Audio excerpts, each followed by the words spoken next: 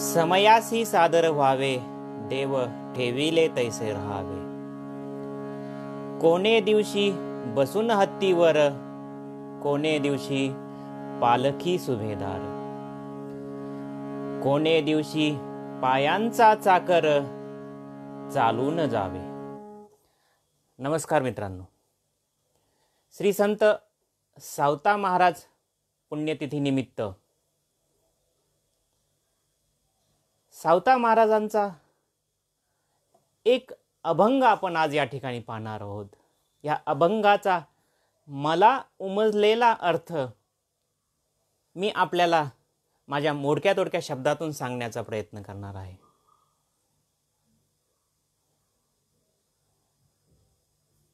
प्रत्येकाला या अभंगाचा अर्थ वेगळा वेगळा वाटू शकतो, कारण की शब्द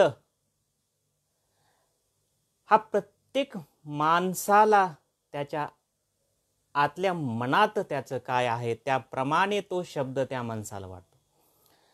तर या अभंगाचा, श्री संत सावता महाराजांच्या या अभंगाचा अर्थ मला काय उमजला हे मी सांगण्याचा प्रयत्न करणार आहे। समयासी सादर व्हावे, देव ठेविले तैसे राहावे। दोस्तांनो, प्रत्येकाचा काळ हा वेगवेगळा असतो। म्हणजे कधी आपला हा चांगला काळ असतो तर कधी वाईट काळ असतो। पण हा जो प्रत्येक काळ येईल त्या प्रत्येक काळाला आपल्याला सामोरं जाताना अतिशय आनंदाने सामोरं जायचंय। म्हणून तर सावता महाराज या ठिकाणी म्हणतात, देव ठेविले तैसे राहावे।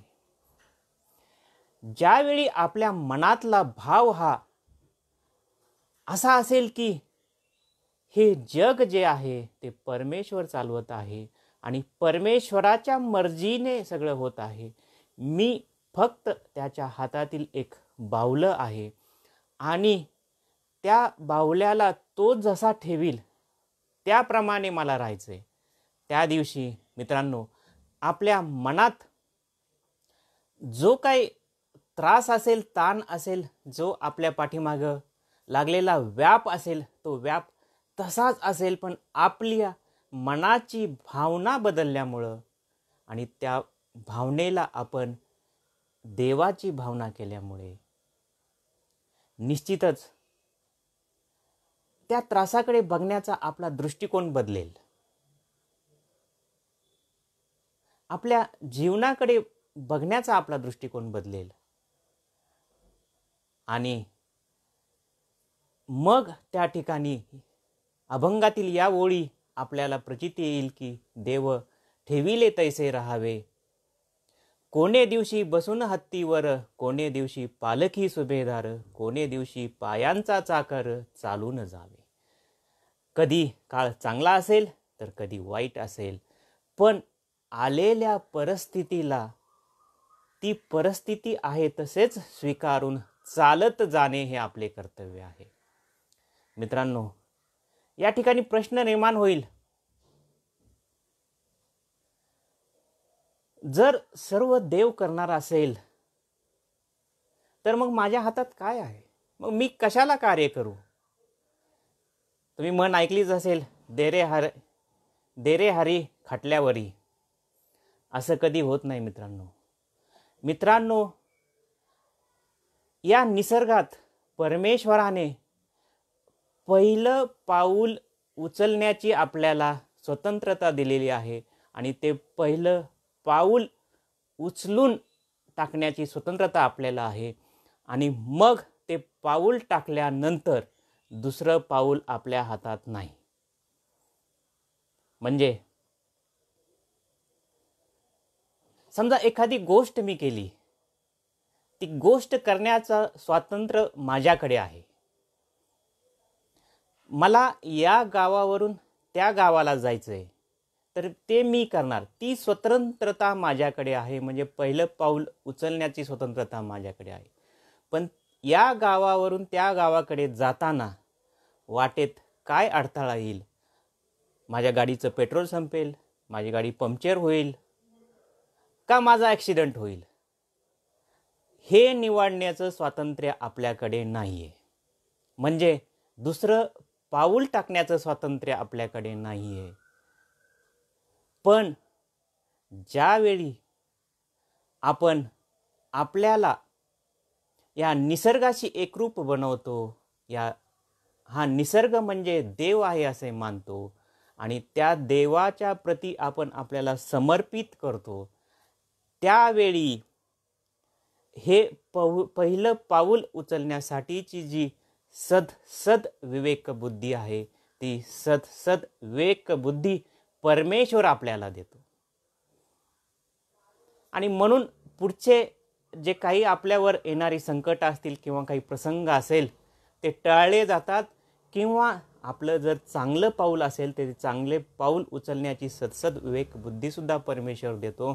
आणि आपल्या आयुष्यात पुढं जर काही चांगलं होणार असेल तर ते चांगलं घडून येतं.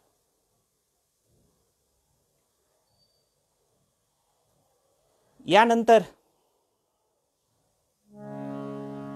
श्री संत सावता महाराज म्हणतात, कोणे दिवशी बसून याची मन, कोणे दिवशी घरात नाही धान्य, कोणे दिवशी द्रव्यांचे साठवण, कोठे साठवावे. म्हणजेच मित्रांनो, काही काळ असा येतो की एवढा भरभरून देव आपल्याला देतो, एवढं भरभरून देतो की याचं काय करावं हे समजत नाही. आणि काही काळ असा असतो की आपण आपलं आयुष्य जगण्यालाही मुश्किल होतं, कसं जगावं हेच समजत नाही. पण आधी सांगितल्याप्रमाणे हे जर सर्व परमेश्वर चालवत असेल आणि आपल्या मनाची भावना जर अशी असेल तर परत त्या ठिकाणी त्याच अभंगातील ओळी आपल्याला कामी येतात, देव ठेवील तैसे राहावे.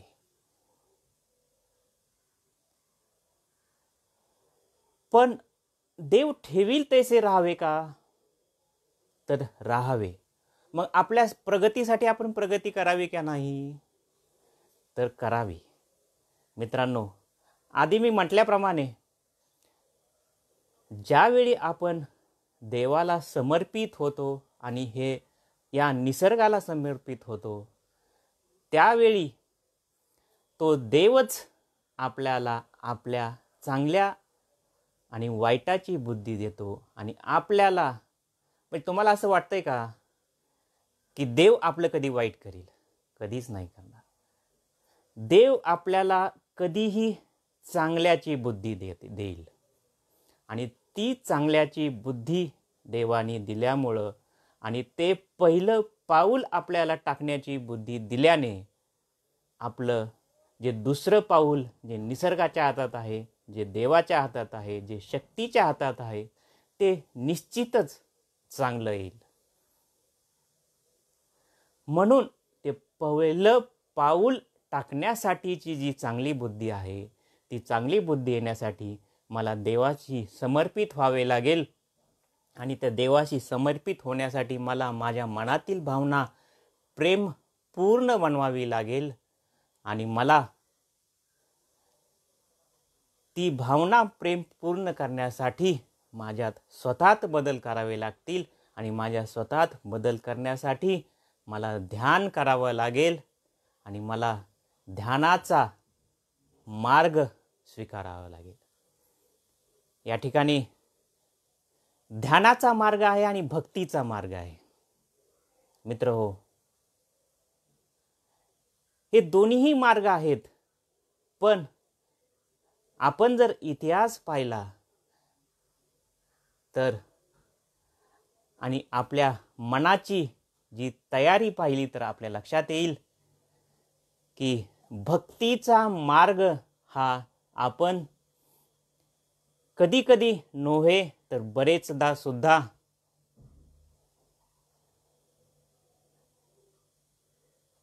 आपल्या किती अंतकरणातून करतो, किती आतून येतो, हे तुम्ही स्वतःला स्वतः विचारा. मग त्या भक्ती मार्गाकडे जाण्यासाठी सुद्धा आपल्या मनाची जी घडी आहे, आपल्या मनातील जे विचार आहेत, ते विचार थांबवण्यासाठी ध्यानाचीच पायरी निवडावी लागेल. भले मग ते ध्यान तुमच्या श्वासाचं असेल, भले नामस्मरणाचं असेल. आणि नामस्मरणाच्या ध्यानासाठी सुद्धा या ठिकाणी एक धोका आहे मित्रहो. ज्यावेळी आपण नामस्मरणाचं ध्यान करतो, त्यावेळी त्या नावाशी आपण, त्या नामस्मरणाशी आपण एकरूप होऊन जातो. पण काही काळानंतर ती एकरूपता आणि ते नामस्मरण हे आपल्या मनाचं खाद्य बनतं.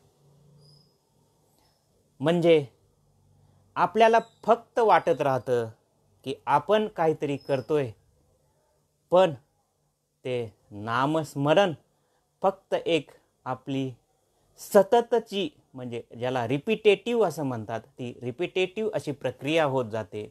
आणि ही सततची प्रक्रिया आपल्याला त्याशी बांधून ठेवते. पण देवाशी एकरूप होणं म्हणजे कुठल्याही समयाशी, कुठल्याही शब्दाशी, कुठल्याही व्यक्तीशी एक रूप न होता आपण आपल्यातूनच स्वतंत्र होणे आहे. मला या ठिकाणी एक गोष्ट आठवते. एक साधू महाराज होते.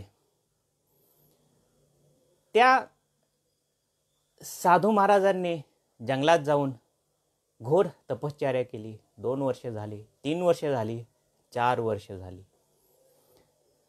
वेगवेगळी तपश्चर्या केली. जंगलात एकटेच राहत होते. 4 वर्षानंतर त्यांना वाटलं की आता मी काहीतरी प्राप्त केलेलं आहे, मी आता देवाच्या जवळ गेलेलो आहे.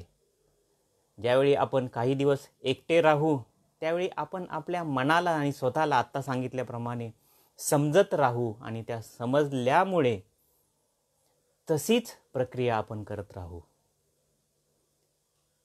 मग त्यांना वाटलं मी काहीतरी मिळवलं असेल, प्राप्त केलं असेल.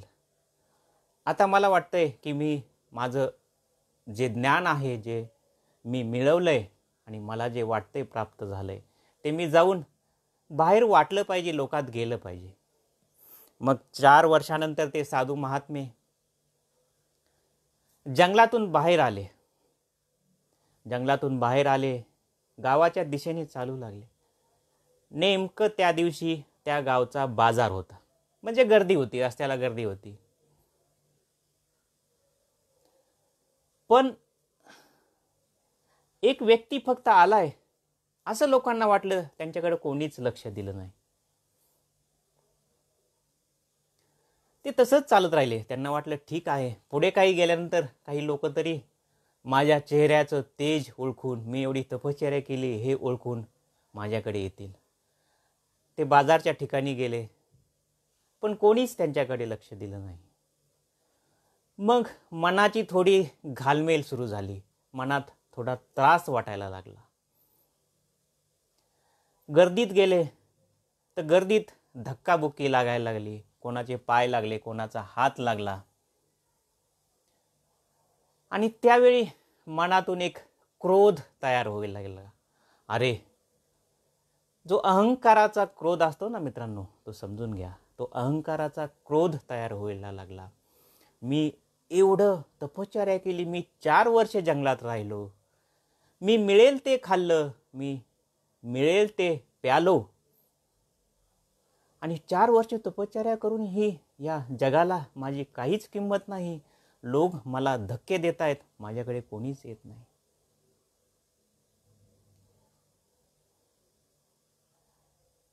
थोड्या वेळानंतर त्यांना एक सुज्ञ माणूस मिळाला. त्यांनी महाराजांच्या मनातील घालमेल ओळखली आणि तो एकच शब्द म्हणला, महाराज, ही घालमेल जोपर्यंत संपत नाही, जोपर्यंत हा अहंकार संपत नाही, तोपर्यंत कितीही तपश्चर्याला केली, कितीही जंगलात राहिले तर त्याचा काहीच उपयोग नाही. आणि खाडकने महाराजांचे डोळे उघडले.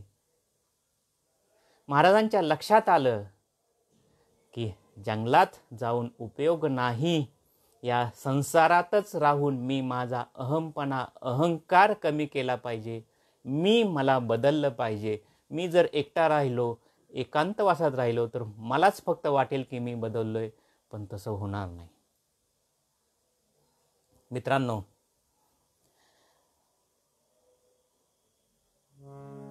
या ठिकाणी संत सावता महाराज पुढे म्हणतात, कोणे दिवशी यम येती चालून, कोणे दिवशी प्राण जाती घेऊन, कोणे दिवशी स्मशानी जाऊन एकटे राहावे.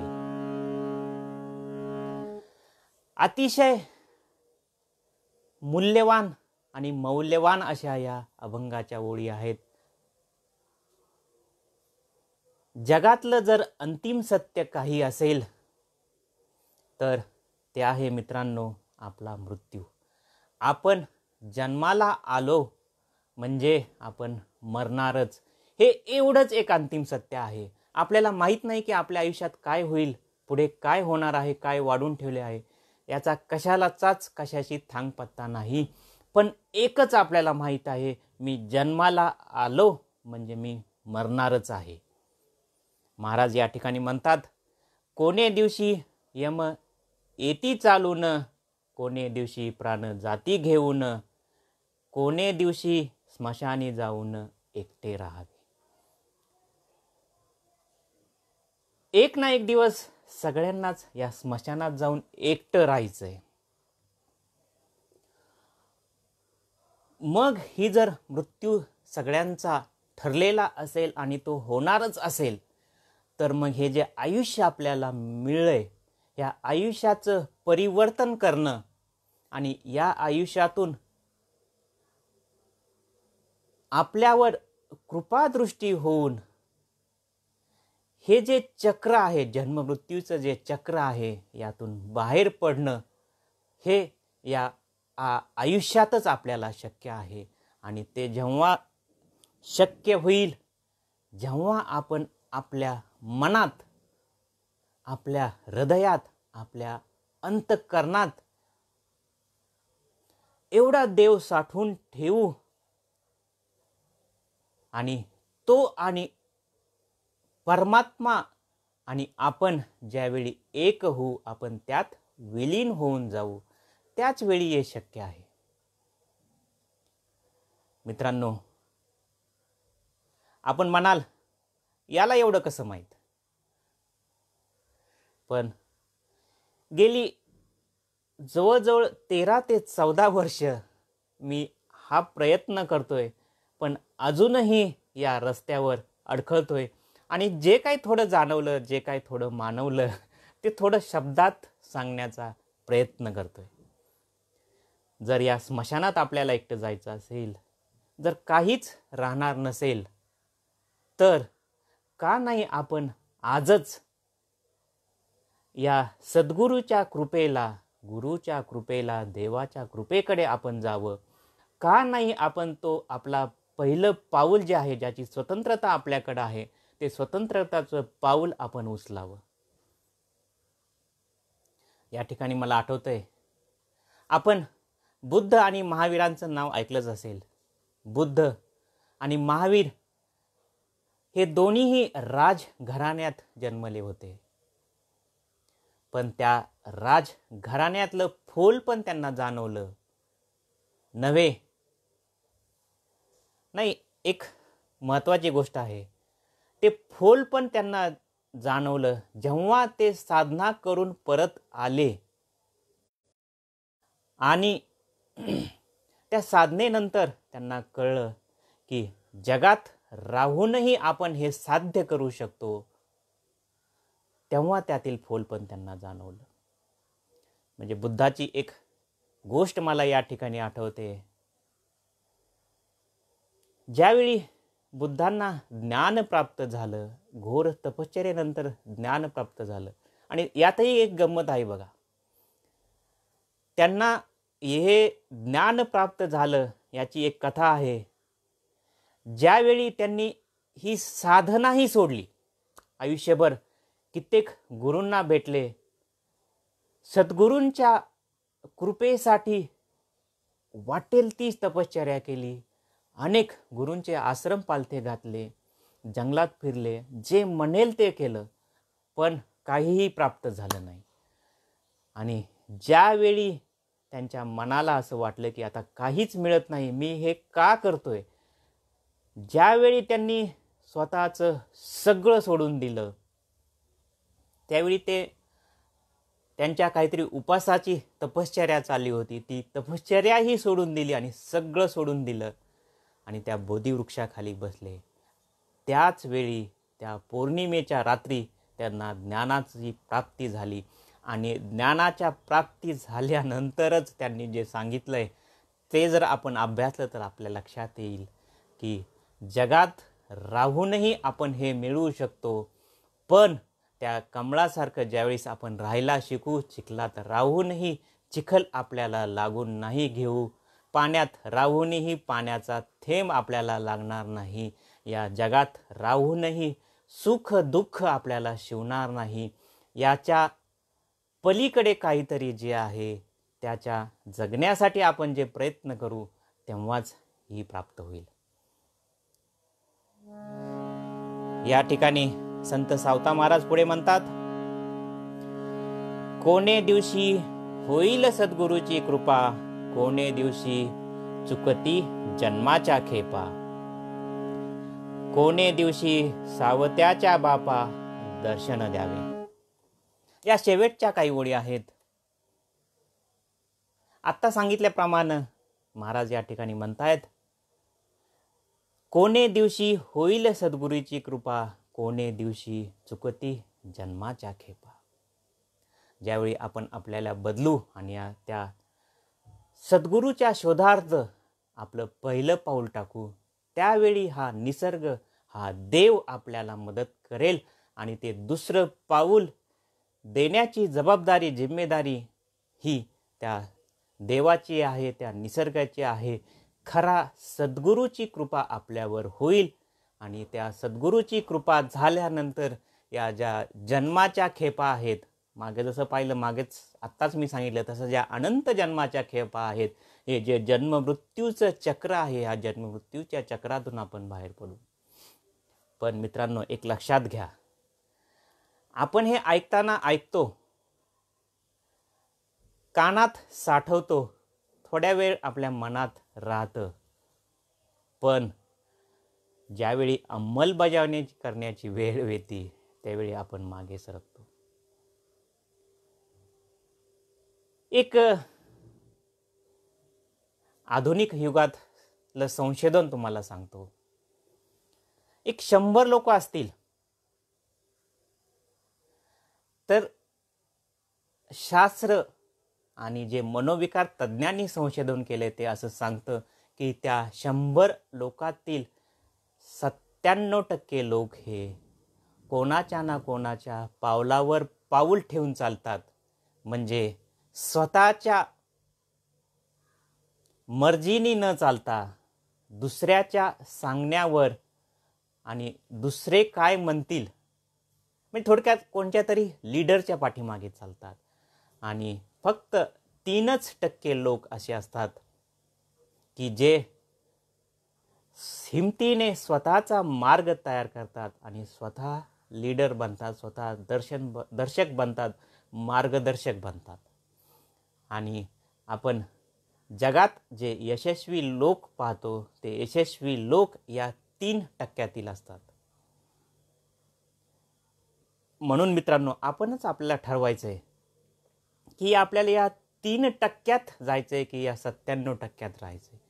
भलेही या जन्मात नाही, पण या जन्मात केलेली मी पुण्याई, जर आपण म्हणत असू माझा जन्म मृत्यू परत परत परत होणार असेल, तर या जन्मात केलेली पुण्याई पुढच्या जन्मात तरी कामी येईल आणि या 3% पुढच्या जन्मी तरी मी जाईल, या लालचेने तरी आपण या जन्मात आपल्या स्वतःला बदलण्याचा प्रयत्न करू.